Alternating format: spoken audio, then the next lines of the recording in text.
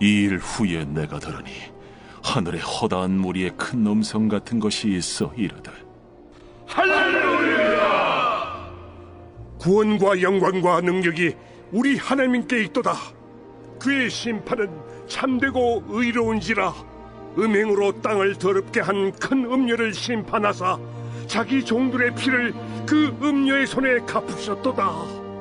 할렐루야! 그 연기가 세세토록 올라가더라. 또 24장로와 네 생물이 엎드려 보좌에 앉으신 하나님께 경배하여 이르되, 보좌에서 음성이 나서 이르시되, 하나님의 종들 곧 그를 경외하는 너희들아, 작은 자나 큰 자나 다 우리 하나님께 찬송하라. 또 내가 들으니 허다한 무리의 음성과도 같고 많은 물소리와도 같고 큰 우레소리와도 같은 소리로 이르되, 할렐루야! 주 우리 하나님 곧 전능하신 이가 통치하시도다. 우리가 즐거워하고 크게 기뻐하며 그에게 영광을 돌리세. 어린 양의 혼인 기약이 이르렀고 그의 아내가 자신을 준비하였으므로 그에게 빛나고 깨끗한 세마포옷을 입도록 허락하셨으니 이 세마포옷은 성도들의 옳은 행실이로다. 천사가 내게 말하기를, 기록하라. 어린 양의 혼인잔치에 청함을 받은 자들은 복이 있도다. 이것은 하나님의 참되신 말씀이다.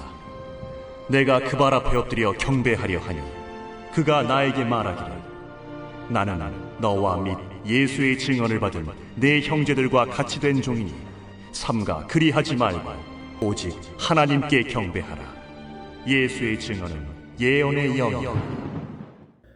안녕하십니까. 12월 14일 토요일 말씀 묵상 시작하겠습니다. 요한계시록 19장 1절에서부터 10절까지 말씀 함께 읽었습니다. 우리는 지금 요한계시록 제5막 읽어가고 있는데요. 사실은 요한계시록 제5막은 19장 8절까지라고 할 수 있습니다. 하지만 9절과 10절이 이후에 넘어가는 주제와 연관되어 있기 때문에 오늘은 날마다 솟는 샘물이 나눠 놓은 그대로 1절부터 10절까지를 함께 다루려고 합니다. 제5막은 세상을 향한 마지막 심판이 이루어졌다라는 것을 보여주죠. 근데 마지막 심판, 재앙 이런 말 하면 굉장히 두렵고 좀 우울하지 않습니까? 하지만 그 마지막 부분에는 그야말로 아름다운 대단한 찬송이 주어지고 있습니다. 6막의 마지막에는 찬송이 없거든요. 그렇기 때문에 오늘 다룰 이 찬송은 요한계시록에서 나타나는 마지막 찬송입니다. 그런데 이 찬송이 5장에서 나오는 어린 양 찬양만큼이나 화려해요. 하나님께서 이 세상 가운데 여러 재앙을 일으키시고 세상을 심판하시지만 그것으로 인해서 이 성도들에게는 큰 기쁨이 임하더라 하는 것을 보여주는 부분이라고 생각하시면 되겠습니다. 1절부터 4절까지 내용 보시면요. 허다한 무리의 큰 음성이 찬양을 하고 있죠. 할렐루야 찬양을 하고 있는데 참되고 의로우신 심판이 이루어졌다라고 선포하고 그리고 24장로들과 네 생물이 아멘 할렐루야 하면서 그에 대해서 화답하는 모습을 볼 수가 있습니다. 하늘에 허다한 무리의 큰 음성이 있었는데요. 이것은 천사들의 노래일 수도 있고 또는 하나님 나라에 먼저 들어간 성도들의 노래일 수도 있죠. 어린 양 찬양해 보시면은 천사들과 또 수많은 만물들이 다 찬양을 하지 않습니까? 그와 마찬가지로 여기서 하늘에 허다한 무리의 큰 음성이 찬송을 하는데 연기가 세세토록 올라간다라는 표현이 3절에 있습니다. 이 연기가 올라가는 것은 제사를 떠올리게 하잖아요. 하나님 앞에서 온전한 제사가 드려지고 있다. 찬양의 제사가 드려지고 있다는 것을 보여주는 거죠. 그러면서 여기서 선포되는 내용은 하나입니다. 사실은 하나님의 심판은 참되고 의롭다. 이것은 잔인한 또는 두려운 섭리가 아니다. 현대의 비유로 치자면요. 어떤 흉악범이 있는데 그에게 마땅한 처벌이 선고됨을 보면서 그 때문에 고통당하던 사람들, 그 흉악범이 행하는 모습을 보고 분개하던 사람들이 그가 그러한 처벌을 당하는 것을 보고 기뻐하는 것과도 비슷한 거죠. 그런 기쁨이 여기 임합니다. 그리고 24장로와 네 생물들이 하나님께 경배하며 화답하고 그 심판주 하나님의 의로우심이 선포되고 있는 거죠. 7 대접이 온 세상에 부어지고 거기서 그 로마가 망하고 하는 그런 모습들은 굉장히 우울할 수 있지만, 그러나 그것이 실제로는 성도들에게 진정한 기쁨이고 그 마음속에 만족을 주는 것이다 라는 것을 보여주는 겁니다. 5절부터 8절까지 내용 보시면요, 다시 찬송하라는 말씀이 주어지고 있고, 그리고 그 이후에 어린 양의 혼인잔치에 대한 이야기, 그리고 즐거워하고 크게 기뻐하고 그의 영광을 돌리자, 이런 표현들이 나오고 있습니다. 심판 이후에 기쁨으로 넘어가는 거죠. 매우 큰 재앙의 이야기들이 진행되었지만 사실은 이 심판은 곧 큰 기쁨을 이끌고 온다라는 것을 보여주는 겁니다. 어린 양의 혼인잔치 이야기가 나오죠.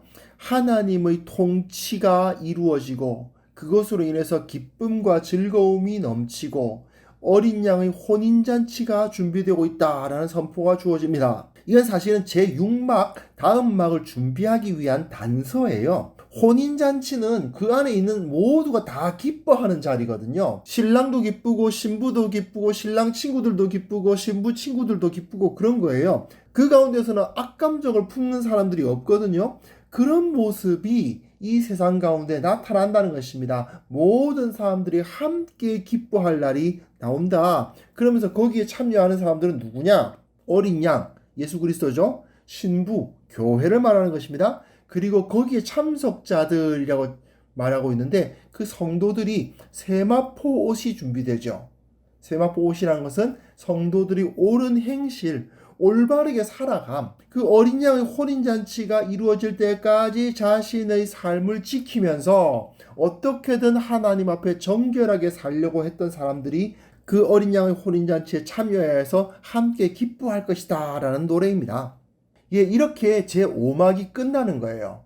앞에서 매우 우울한 좀 두려운 심판의 메시지들이 막 주어졌지만, 그러나 그 심판은 우리 신앙인들에게는 결코 두려움이 아니라 오히려 기쁨이고 즐거움이고 정말 마땅히 처벌을 받아야 할 흉악범이 처벌을 당하는 것을 보고 기뻐하는 모습과도 같은 그런 기쁨이 우리들 이 성도들에게 주어질 것이다 라는 예언임을 여기에 확증하고 있습니다. 그리고 9절 10절 보시면요, 이제 제6막으로 넘어가는 시작입니다. 한 천사가 나오는데 어린 양의 혼인잔치 이야기가 나와요. 이때 요한은 그 천사에게 경배하려고 하거든요. 그런데 그가 그 경배를 막아섭니다. 하나님만 경배해야지 나 같은 천사에게 경배를 하면 안 된다라고 막아서는 모습이 나옵니다. 근데 이게 굉장히 중요합니다. 왜냐하면 이 당시가 어떤 시대입니까? 황제를 신이라고 하면서 경배하라고 했던 시대예요.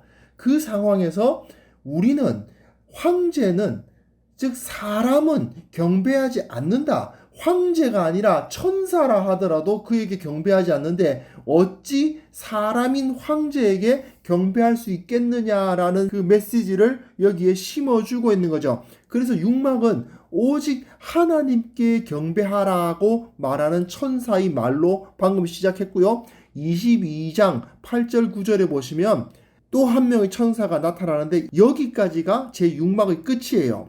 22장 8절에 보시면 이 일을 내게 보이던 천사의 발 앞에 경배하려고 엎드렸더니 그가 내게 말하기를 나는 너와 내 형제 선지자들과 또 이 두루마리의 말을 지키는 자들과 함께 된 종이니 그리하지 말고 하나님께 경배하라. 네, 이렇게 하면서 6막이 끝나거든요. 사람을 높이는, 사람을 경배하는 세상 가운데 전혀 다른 세계, 하나님만을 높이는 세계가 그 가운데 드러나는 것이죠. 너희는 그러한 삶을 살아야 한다라고 메시지를 던지고 있다고 보시면 되겠습니다. 우리는 분명히 영적 전투를 경험하고 있습니다. 매일매일이 전쟁이죠. 가끔은 이 신앙 때문에 너무 힘들다. 내가 왜 예수를 믿어서 이 고생을 해야 되나? 이런 생각을 하시는 분들도 가끔 있을 것 같습니다.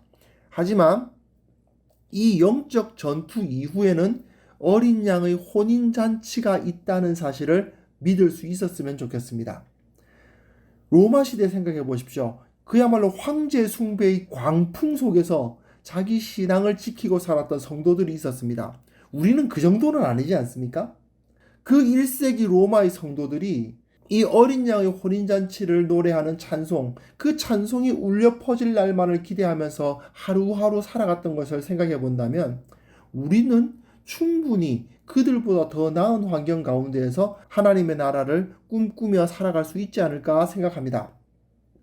이 세상 가운데에서 내가 신앙의 정체성을 지키고 사람이 아니라 오직 하나님만을 섬기겠다. 사람을 숭배하지 않고 나는 하나님께만 무릎 꿇는다. 이러한 삶의 원칙을 확고하게 지키고 오직 하나님의 나라를 바라보고 주님만을 기뻐하는 우리 모두가 되었으면 합니다.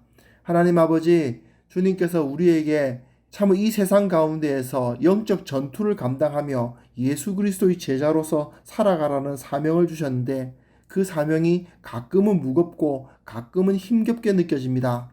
그러나 주님께서 우리와 함께 하시사 우리를 도우시고 그 어린 양의 혼인잔치 그 기쁨 가운데 참여할 것을 기대하며 살아가는 자들 되게 하여 주시옵소서. 내일 드려질 거룩한 예배 가운데서도 주님께서 함께 하시고 무엇보다도 주님께서 그 하늘의 신령한 복으로 우리 모두에게 채워 주옵소서. 예수님의 이름으로 기도합니다. 아멘.